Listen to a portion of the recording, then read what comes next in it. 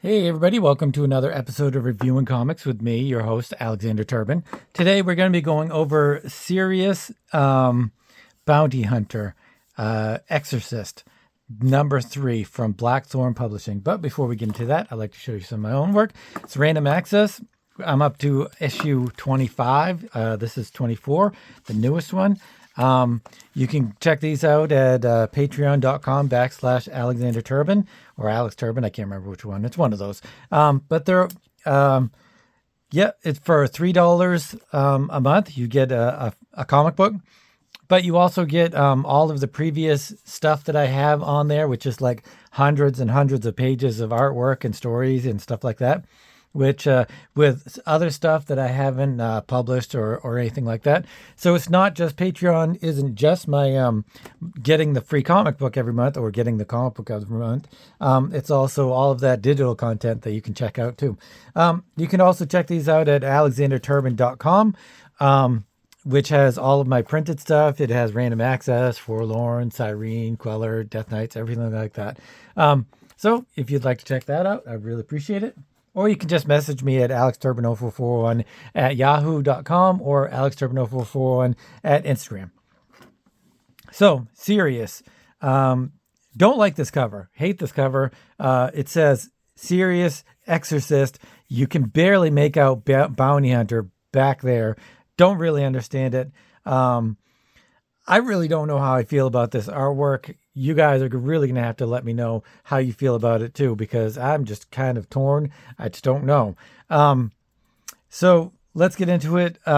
It is, doesn't actually say who it's written and created by, now that I think about it. Okay, Evan Thomas. It came out in 1988 from Blackthorn Publishing, and they did all those, Jungle Comics and stuff like that, Planet Comics, and I think those are older comics that they reprinted. I think, I'm not sure, don't hold me to that, with covers by Dave Stevens, and anything that with a Dave Stevens cover is pretty awesome. So, there's that. But then this is created by Evan Thomas, and I assume he did everything. He did the writing and the all of the artwork and everything like that. So let's get into it. And then, like always, we'll back up and we'll talk about the writing and the art and stuff. So I just read this. I don't remember if I had read this ever before. I don't think I did. So it's a kind of a space opera, I would say, where in the beginning it has all of this kind of text about bounty hunters and the building of the universe and all that stuff. And so it just kind of has a little bit of backstory. I have no idea what happened in the first 2 issues. I kind of wish, again, that they had said what did happen, because as the issue progresses, it doesn't actually say anything about the first two issues. So who knows? It could have been about Sirius, the bounty hunter, because that is the main character of the story. It could have been where he's from, who he is. So we have really no idea who he is or what's going on with him. So then you kind of go through this one page of backstory of the history of stuff, and then there's a little bit of text and some narration and stuff about a comet that went and destroyed a planet, and everybody kind of looked up, which is kind of interesting considering they had that Netflix movie Don't Look Up, which is kind of ironic, I guess. But the planet was destroyed, and then you see these 2 characters walking towards you very slowly, I guess, and they and then he says, "I'm Sirius, bounty hunter." So we do know that is who this is about and everything like that. Hardest, I guess that says hardest. It's difficult to read. So that's the name of the story, I guess, is Hardest.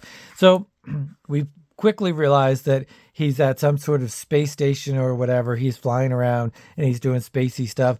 And he talks to the bartender, and the bartender says she's too young. And then you realize that it's Sirius and some kind of alien creature. And he just goes around. He's just like talking to the bartender about the story of who she is and how he excuse me, how he came to get her as his companion. See, he went to another planet, and the only inhabitants of the planet are this alien and his daughter. And so he, as a bounty hunter, I guess he's also an exorcist. He exorcises demons, so he's also some sort of sorcerer, wizard, or something like that. Because it doesn't seem like it's an exorcism of Christianity or anything like that. I'm thinking that it is completely alien and has nothing to do with that. So the alien brings Sirius to his home and talks to the daughter, and he is going to exorcise all of the creatures. I guess it's like a farm, and the alien wants Sirius to exorcise all of the creatures on his farm, and he has like this gigantic city farm, I guess, and they're the only inhabitants of the planet. And they're just kind of discussing what has happened to the creatures. The creatures are all possessed by evil demons or something like that. They don't actually say demons. They don't actually say what they're possessed by or anything. But there's one creature that is his daughter, the alien's daughter, loves more than anything in the whole world. So he really wants this creature to not be exorcised or to actually live through the exorcism. His name is Mully, and like I said, the daughter really loves him, and the father really loves the daughter. So he wants the exorcism to go through, but he wants Mully to live so that his daughter won't be sad. So I guess they're talking about in the morning. Zor made quite an offer. So the alien then offers Sirius some water from the fountain of youth to give him everlasting life. And he talks about how he came to this world and he found the life, the fountain of youth, and he has been using it to grow crops and grow creatures and stuff to feed his family and feed everybody else too and stuff like that.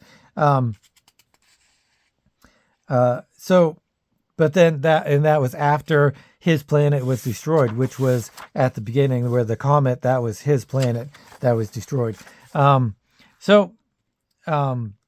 He's talking, the alien is talking about his homeworld. He says, my homeworld was gone. By that fact, my life lost all purpose. Can you understand, exorcist? There would be no more returning home for me. No more parades. And so I guess he was like some sort of warrior or something. So he's kind of just having this bad traumatic thing that happened to him, and he's kind of conveying it to Sirius. And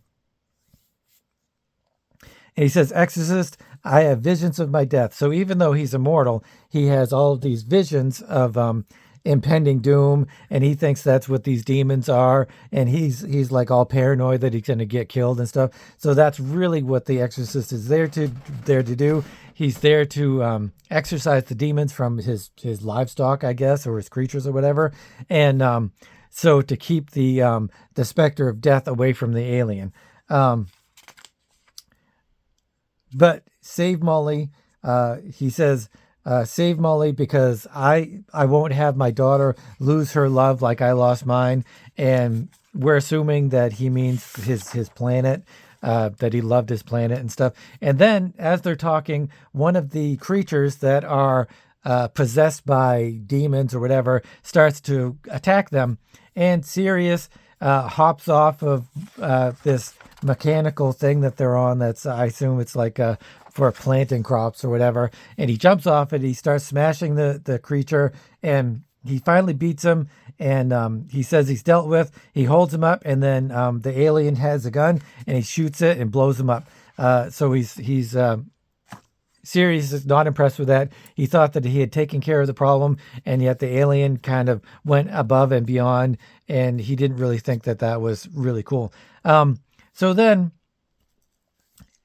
there was, in the beginning, he was feeling some sort of. I'm thinking that the alien is an empath. Both of the aliens are probably empaths, and because he was starting to feel what he was feeling, and so when this happened, the creature actually no, I'm sorry, it's wrong. It's not the aliens. It's the Mura. What's his name? Mura. I think his name is Muli. Muli, who is the creature that uh, is the daughter's pet or whatever, is an empath, and he can like transfer emotions and transfer psychics and stuff like that. So he actually takes Sirius into his brain, into his mind, into his psyche, and he starts to show him the things that are unfolded as they really did, and not like the alien actually had told him. And he tells him about how this was a planet, it was peaceful and happy and everything, and then this armada showed up of evil aliens, and they were going to destroy it, and there was only one protector for the whole planet, and it was Murray. It was Murray, and he was using his lone ship, and he did everything he could to fight off, but he couldn't. So his ship was blown up, and apparently these guys can live out in space. His planet was blown up. He falls to the planet, and apparently the alien was already here, and so the alien. He was apparently the captain of the armada that came to destroy the planet, but instead he had them all land, and he found this fountain of youth, but it really wasn't a fountain of youth, is a fountain of death. So he gives all of his people the liquid, and they all die, and they fall into the water, and their souls actually get seeped into the water, and the alien takes their souls, and that's how he gained immortality, from the souls of his crew, and not from this fountain of youth. Or rather, this fountain of youth became a fountain of youth because of the souls of his comrades and his friends and stuff. So Sirius finally finds this out, and the fact that the alien was going to try to poison him as well with this evil drink, trying to kill him, which doesn't really make sense after, like, he hadn't done the exorcism yet, so that doesn't really make a whole lot of sense. Or maybe he had at some point. Sirius does the spell, and it works on all of the creatures, and here it is. Yeah, he did the spell, and it worked on all of the creatures except for Muli. He was the only one, and but still, that doesn't make any sense that the alien would try to poison Sirius before he did the spell and exorcised his creatures. So that doesn't really make a lot of sense. But he did try to kill Sirius. Maybe the creatures really aren't demons or whatever. But anyway, it made Sirius mad. It made him real mad. So Sirius is like this badass space bounty hunter who's just like can kick anybody's ass, pretty much. So he comes back to the alien, and so we find out that Myrus, I still can't remember what his name is really Zanxar, who is the one that was trying to protect his world. I don't know. It's a little bit confusing, but not totally much. It's just a tiny bit. So he says he's Zor, cruel Zor. I am free. He's free of the mind control, because the crew members were actually the evil demons or whatever that were possessing the creatures, and that's why the alien was so afraid. He's afraid of this creature. He's afraid of Muli.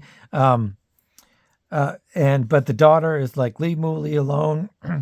And so Muli is going to kill the father, but then he decides not to, because he's actually a good creature, and he realizes that the alien is just a horrible thing, and so he lets him live. He says, I cannot, because of your daughter, I will let you spare you, but not for a better fate. My people, for Your people have 10 minutes to live, you swine. You have much my people, my hollow, empty people, are yet possessed by marauding spirits. So I'm not sure the alien pulls the gun on him, but this is when you find out that the spirits are the crew members of this alien, and they're the ones that are haunting the or possessing the monsters and stuff. And he's going to kill him, but before he can, Mooley says everything in this world is connected, and everything is being fed water by this evil water source or whatever. And so his house is made out of wood. So it's all of the spirits that are actually residing in the wood that are his dead crew members. They come and they kill the alien, and I guess they kill him. Yeah, well, they kind of kill him. They throw him out the top tower of his house or whatever. And so I guess that's how he does. So then it goes back to the bartender, and he's like, yeah, that's a crazy story. And then Sirius and the girl, well, he says, what are you going to do with the girl? He says, I'm just going to leave her with some sort of space police or whatever, some child protective custody or something. And then so he leaves. And then the bartender actually turns and starts to morph into Zaxar Genji, who was the pet of the alien girl. I'm not sure how that plays into it, and I'm not sure why. He says, that's good that I'm rid of them. They both mean well, but neither of them has a place in my destiny. So I guess he's going to try to go back to the planet that was trying to kill them or whatever. I'm not entirely sure. So let's go back. Let's go and check out the writing. The writing is actually pretty good. Like this whole monologue and stuff, this backstory of the universe is pretty interesting, and I really kind of enjoyed it. And it wasn't like something that I had to slog through and that I didn't really care about, because I really did. It was pretty interesting. And the fact that the comet came through, and I was willing to really kind of get into the story, and like this planet had been destroyed and stuff, and the way it's written, the plot, it just kind of it sucks you in a little bit, and you kind of realize who these characters are, and it's a little bit entertaining. It's kind of entertaining. And then you the story, and it just unfolds, and the plot's pretty good, and the dialogue is actually very well written. Like each character has their own voice, and they have their own way of being, and they're a little bit over the top. Like the alien creature is a little bit over the top, and it's pretty good. It could have been a lot better, of course. Maybe not better, but a lot different. I mean, if you put this story into the hands of somebody like Neil Gaiman or something like that, of course they're going to add their little nuances to it that make it just that tiny bit, actually quite a bit better. But overall, the writing is not that bad. I did kind of enjoy it. I didn't love it. I didn't really feel a connection to Sirius, which is one of the biggest things, because he's apparently the main character. But I mean, I went into it not really knowing it was Sirius Bounty Hunter. It's Sirius Exorcist, and it doesn't really explain any of his powers or where he came from, which is fine. It's about where he came from, but he's an exorcist, but it doesn't really say how he's an exorcist.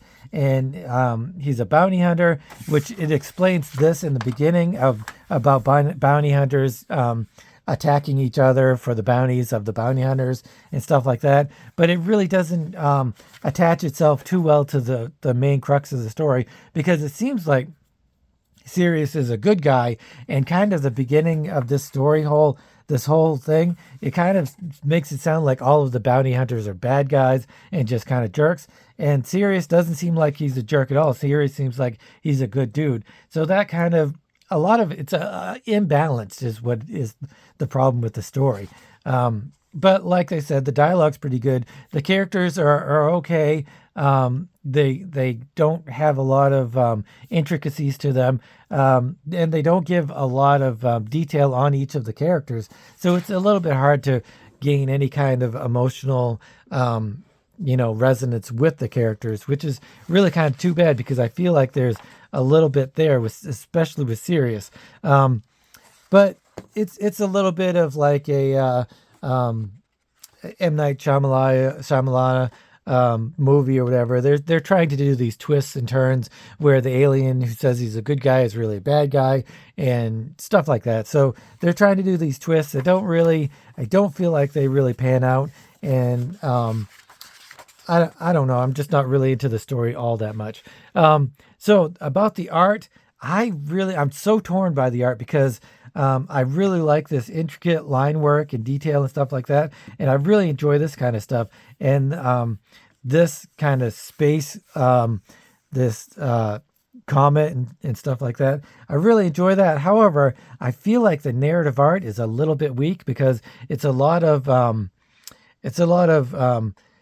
base shots or individual illustrations that kind of don't convey into the next panel or next scene or whatever like that. It's not like, I don't feel like it's super flowing and smooth.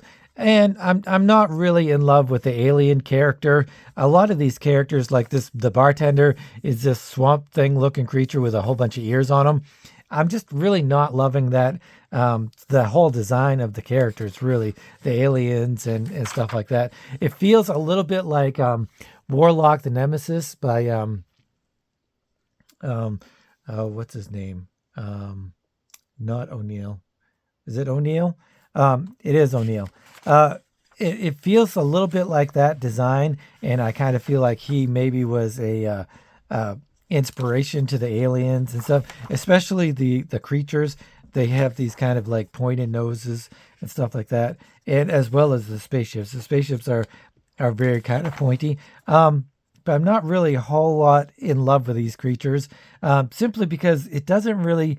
This is one of the things that Image was pretty good at doing this kind of thing, because this has a lot of explaining or showing who the characters are, but not in any great detail. Like Image would have one big panel on the page, and that was like the money shot, and it would show you, who the character was, and like it or not, they did a good job in actually showing who the character was. So then next time when you see them in the smaller panels, you would be able to know who they were by not having all of that intricate detail in every single panel. Like here is a little bit, but it really is. You really can't tell what's going on, which is a lot of the problem. Like he's in his ship, but it doesn't really look like a spaceship, and it's just kind of all gooey and runs together a little bit, which is some of my problem with the art, is that it runs together quite a bit. Also, another issue that I have with it is the backgrounds they're sparse in a lot of places, and they just have the basic touches of what you need, and it's just really not enough, I don't think. There's no real establishing shots. I guess there kind of was with the city or whatever that he lives in, or the castle he lives in, but I kind of wish that was a little bit more, and he knew exactly where each character was and where they were coming from. Like they're on this thing, and he's gonna give him some water, but they don't actually show where the fountain of youth could be. Is it in a reservoir or something like that? I would have liked to have seen that. And this fight scene it's okay, I guess. I would have much rather have seen different panel sizes and layouts and stuff like that. This scene here is good, where he finally beats the creature and he holds him up and he's blown up. And that's really pretty cool, and it's got the blood and stuff. And so this page is pretty cool. I wish this panel layout had been a little bit differently done, kind of show more of the creatures and stuff like that. And I guess my problem with all of this fantastic line work, and it is fantastic line work. I love the line work. It's really it's flowing and it's beautiful and it's really intense and it's enjoyable, but everything kind of runs together, and you can't really tell one character from another character just by kind of giving a quick glance. You have to really delve in and dissect each panel and each page and stuff. So that's a little bit off-putting. I wish there was a little bit different textures. It's instead of all of this wood carving kind of stuff. I wish there was a little bit more variety in textures, and I think that would have been really helped the artwork a lot, as far as me enjoying it anyway. So yeah, I'm not loving this book, mostly because I don't truly love the art. I don't dislike it, and I'm sure there's a lot of people out there that would think that it's really fantastic. It's just not for me. And the story, even though it was pretty good and pretty enjoyable, it didn't have that resolution that I really kind of was craving, and it didn't have the explanation of the characters and stuff, especially Sirius, that I really kind of needed to tie everything together. Because if I want to care about Sirius, having him do this kind of story or whatever didn't really make me care about him. Maybe in the other two issues, if I had read those, I would have had that attachment to him. But I really didn't get it. So again, Sirius, bounty hunter, the exorcist. Maybe that's supposed to be the story, or that's what he is. He's a bounty hunter and an exorcist. I don't know. From 1988. This is 88, so it's a while back. Let me know what you guys think. If you have any other series, one and two. If you have 1 and 2, please let us know how they were, and if they actually showed any of Sirius's background or anything like that. I'd really appreciate that. I'm going to give this, if I saw a Sirius 1 and 2 in the dollar store, I don't know. No, I don't think I would get it. I wouldn't get it. So as you know, it can't go over a 7 for me, because of that. And I would like to give the whole book, a little bit more, because it was a pretty entertaining story, but some of the backgrounds are just not, really what I like, what I enjoy. And the characters are kind of not really what I'm into either. Maybe, I'm sure, like I said, I'm sure there's other people out there. I'm sure some of you guys out there would really enjoy the artwork. But I just was not really into it. So I'm going to actually give this a 5.